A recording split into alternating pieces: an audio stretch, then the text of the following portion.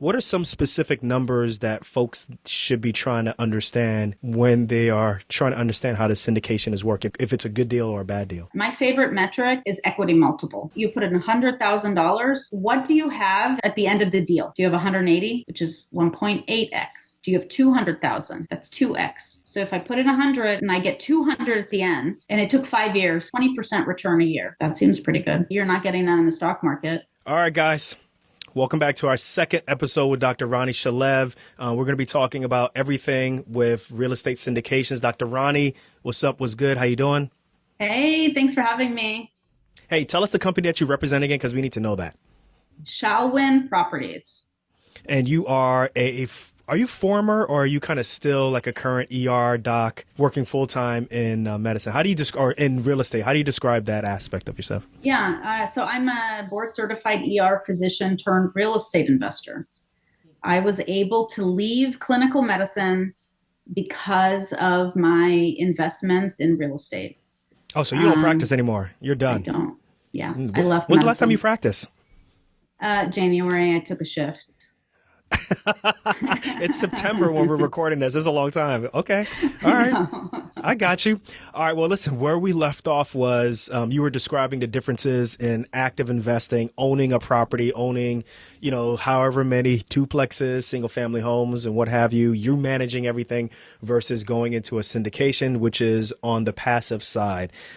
So let's quickly talk about vetting a sponsor, because you said the sponsor is the person who puts all of these deals together, and then you have to develop a relationship with a sponsor. So how exactly do you vet a sponsor? How do you know that what he or she is telling you is legit? How do I know that Dr. Ronnie is telling me what's on the up and up? Yeah. So there's a lot of different ways to vet a sponsor. The first one is to talk to them. Find out what their values are, what their strategy is, what their investment criteria is. You want to ask about their track record. You want to ask what is their education about it? What are their, how do they mitigate risk? So there's a lot of different things that you want. How are they going to be involved in the project? Mm-hmm. Who's going to be on their team? Where do they look for their properties? When you're having this conversation, you're not having a conversation with their partners. Like you have to be talking with the person who's at the top, the head, correct? No, you can talk to one of the sponsors. Okay, gotcha. So a lot of the times the sponsorship team of each deal varies. So with Shalwin Properties, we team up with other sponsors to complete the sponsorship team. So you want to make sure that the sponsorship team has enough experience, has a good track record, is aligned with where you want to invest. So you really want to be looking for, and that's what's good about these syndications, is because every syndication is a different deal. It's going to be a different sponsorship team, and you might know just one sponsor. So if you're investing with me, each investment might be with a different team. And that's very common.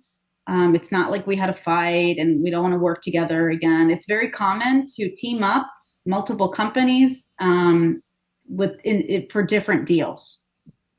Okay. And so when you're trying to understand the numbers, I think probably, you probably hear from doctors who are like, look, like this is another language. This is like legalese or, econ or, all this complex mathematics.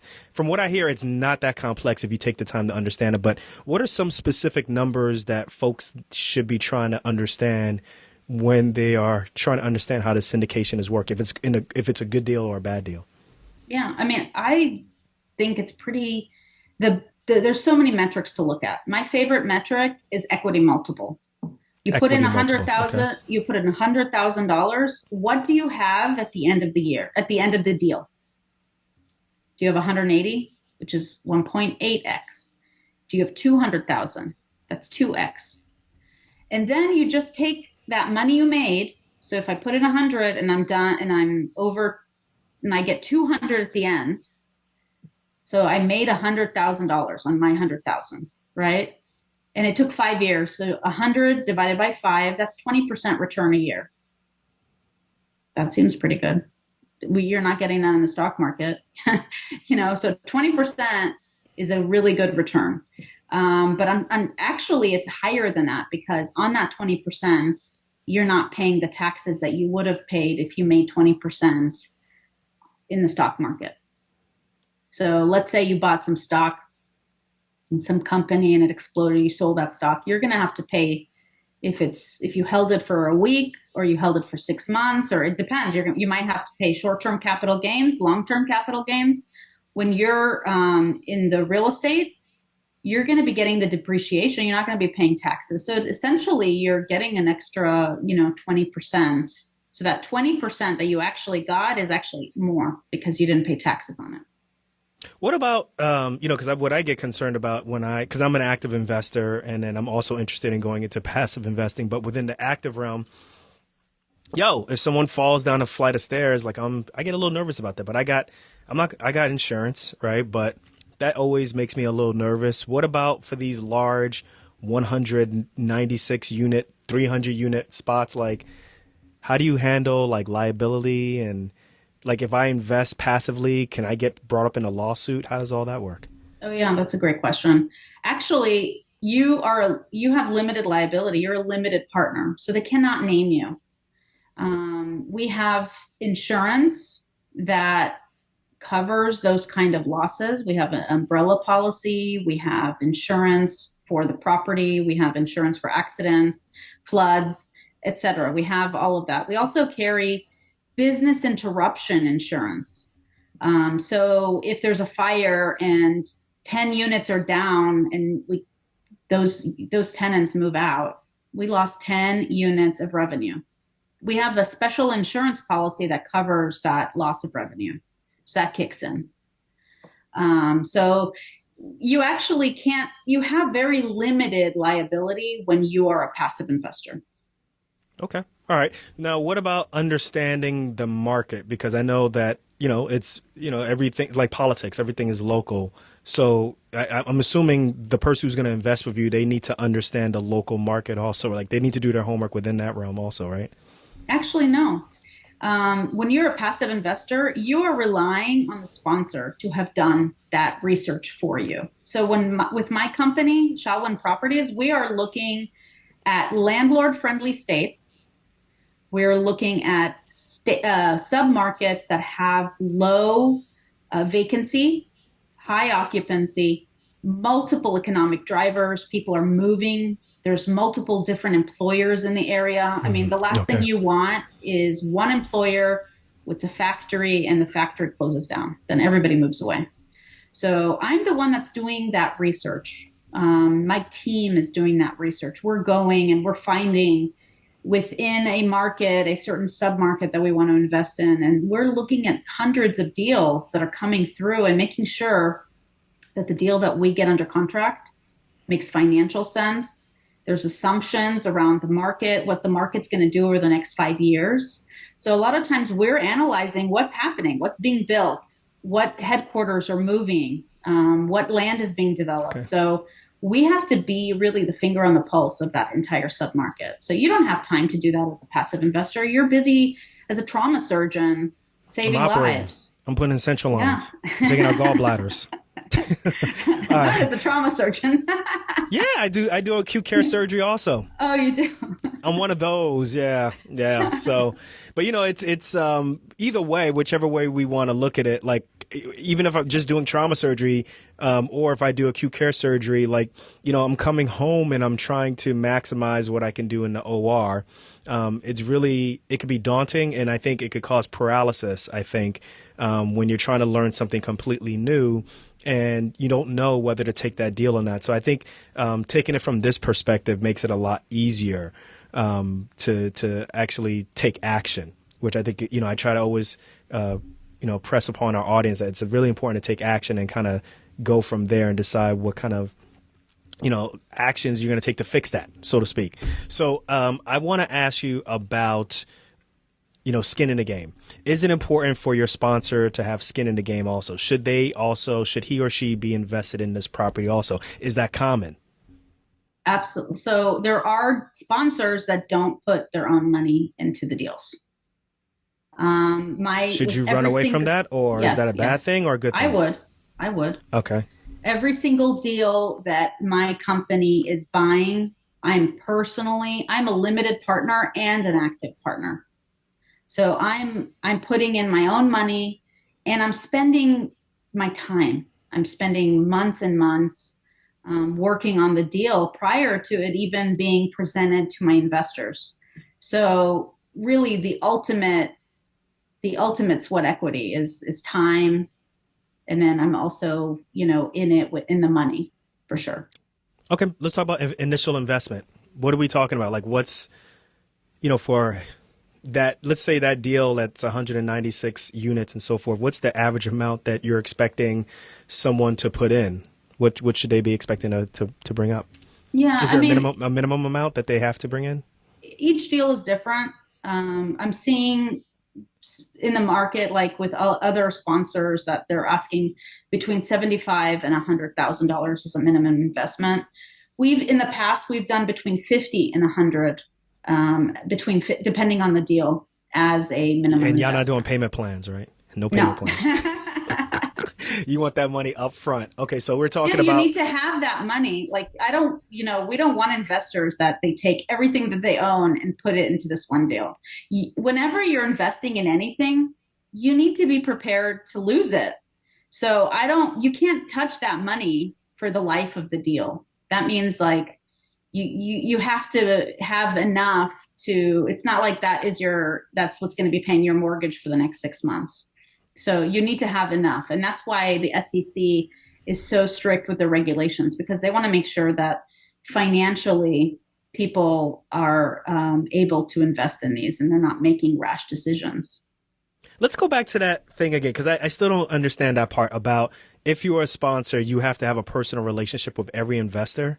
Explain that to me. Like what? Like how do you prove that? I don't understand that. Like Yeah. explain that. So there's two types of deals that you might do. There's more than two types, but the two types of deals that I do. So there's something called a 506B, and that is you have to have a relationship. These type of deals we do not advertise. So I need to be able to know you. The SEC wants us to ask questions like, how much do you want to invest? How are you going to invest? What's your net worth? What's your profession? Are you married? To have some sort of understanding that you can actually participate in this deal. Okay, so it's not a friendship, but it's more or less like a working relationship. It's a working Because relationship, I yeah. know my friends, I don't be asking them all this money. They be like, "Come on, It has to I be, need yeah, money. exactly. And Keep your that's hands out my why pockets." it Yeah. can't be just someone that, I've been hanging out with. I need to have those discussions because no one really knows what the other person's portfolio or what their bank account looks like. And if someone says I only have $20,000 in my bank account, but I'm gonna pour everything, I'm gonna say don't do this investment. Like you don't want to put all your everything that you have into one investment. You should never do that for anything. So that's why these conversations are good. The second type of SEC regulated transaction that we do is something called a 506C. And that is where you are required to be an accredited investor. And that has to be third party verified. So, what is an accredited investor? You have to make $200,000 as a single individual, or $300,000 as a married couple, or you have to have $1 million of net worth. So if you get a letter saying I'm an accredited investor, we don't have to have that relationship. That means you can just say, I want in the deal. I looked at it, I reviewed it, I watched your webinar. Yeah. So, and then we can establish a relationship. Personally, I like to have a relationship with my investors. So I like to know that kind of stuff. I like to know where they are, what's going on with them, what are their goals, what is their criteria, because that also steers, if I have most of my investors that are looking for properties in Texas, then I'm going to know, okay, I want to be looking for Texas. But what if the majority of my investors say, I don't want Texas, I want Arizona? Then I'm going to start looking in Arizona. So really knowing that kind of stuff is important to me. The other Okay. thing is that during the entire investment, we are interacting. So I'm sending updates monthly about the property. I'm sharing financials. So we will be having relationship, like a relationship. It's a business relationship, but it's a cordial one. Hmm. So, okay. So for the person who's listening right now, they're like, okay, I get everything. Possible initial contribution may be like $50,000, maybe higher. Realistically, we're talking about attendings at this point who are Mhm. doing this type of investment, not really residents or med students, which is fine, right? How soon before they start to see benefits, right? Like the tax benefits or even maybe a return on investment that's worth it? Are we talking years, like 5 years down the line? Are we talking by the end of the year? On average, what kind of benefits or how long before you think that most people who are investing with you or someone who wants to work with a syndication, how soon should they expect these type of benefits to kind of come through? Yeah. So the tax benefits are the first year or year one and throughout the life of the investment. So you're going to get that K1 that you're going to give to your accountant, and it's going to have depreciation on there. The equity multiple that I talked about, that's my favorite metric, that is at the end of the deal. So that's 5 years from the time you invest. So the big chunk that you get is 5 years from now. Now, at the end of year one, year two, year three, year four, you do get some cash flow, but that really depends on the specific deal. I wouldn't say, let me put everything that I own, that I have into this deal so that I can live on this cash flow. That one deal is not going to be enough to do that. So you have to be, or you suggest, if financially it's possible, if you have the disposable income, to consider multiple syndications. Yeah. Yeah. So Okay, if, now I get it. Okay. so I would say, you come to me and say, hey, I really like your, Shalwin Properties. I like what you guys are focused on. I like that you guys are doing value add strategy. You're focusing on recession resistant assets. I have $200,000 to invest. I would say, okay, let's figure out how much to spread out between each deal because I wouldn't want you to put $200,000 in one deal because then it's all eggs in one basket. So I do think like, okay, well, let's see, why don't you put 75 in this one and then, 75 in the next one and then maybe 50 in the third one. We would spread it out. Okay. All right. That makes sense. So listen, like if someone wants to work with you, what's the how do they get in contact with you, and then kind of take us through the process of setting up that relationship to the point where they possibly may be investing with you? Yeah, I think the easiest thing is to set up a call with me. I have a Calendly link. So it's calendly.com/Shalwin Properties. And that's the easiest thing. Set up a call. We'll talk. We'll see if we're a right fit for each other. We'll see what you're looking for. I'll go over our investment criteria. We'll talk about, what's your goals. And that is the beginning of the relationship. And then once I get deals, you're added to my mailing list, and the next steps are I send weekly newsletters to my investors, and when I have a deal, I say, hey, we have a deal. These are the numbers we're looking for. It's located here. We love the deal here. Here's the offering memorandum, and then we ask that the investor there's an investor interest form. Like you fill that out. Like, hey, I'm interested. So you fill it out. We hold your spot. Then we give a webinar for an entire hour just about that property. And we go into depth, like about the submarket, about the market, about the growth, about the financial plan, about the loan, about the team. I mean, we go into a lot of depth. And then all you have to do is decide, am I in or am I not in? And it's okay to not be in. You can be on Well, my investor list. doctors are there's a lot of people pleasers who are doctors, just so you know. So everybody, Yeah. she means it. It's okay. You can say no. You can say no, like, hey, I saw that you might have said I expressed interest, and then you watch the webinar, and then I say, hey, we're holding your spot. Did you want it? And you can be like, I thought about it. I don't really want to do it yet. I'm not ready. Okay. tell me why, no problem, and then I'll give you the next deal. But you don't have to feel bad and say, "Oh, I don't want to say I feel bad." No, it's like, are you in? Are you out? Like the deal's moving forward, whether you're in or you're out. Mm. Like there's someone else that's going to want it. That's how like sought after these deals are. And that's one of my mission is I want doctors to start doing it because we're so busy taking care of other people that we are not taking care of our finances. And this is an option out there for a lot of people. And a lot of people know about it and doctors don't. Hey, listen, everyone, she has a heart of a teacher, and I really mean that. And this was really great. So, Ronnie, we're going to put all of the links that you mentioned, or excuse me, Dr. Ronnie, we're going to put a lot of the links that you mentioned in the show notes.